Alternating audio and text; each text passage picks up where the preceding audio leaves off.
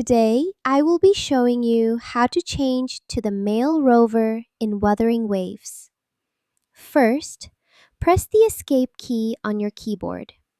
This will open your profile menu, also known as the terminal.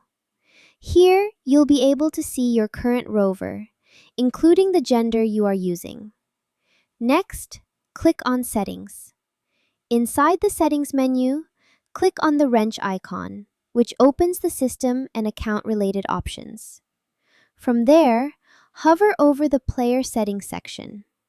You should see an option called Switch Appearance.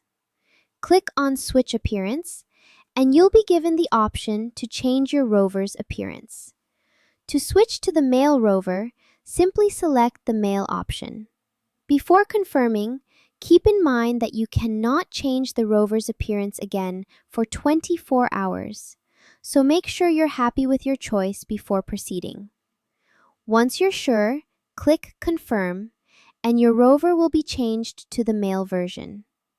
And that is how you change to the male rover in Wuthering Waves.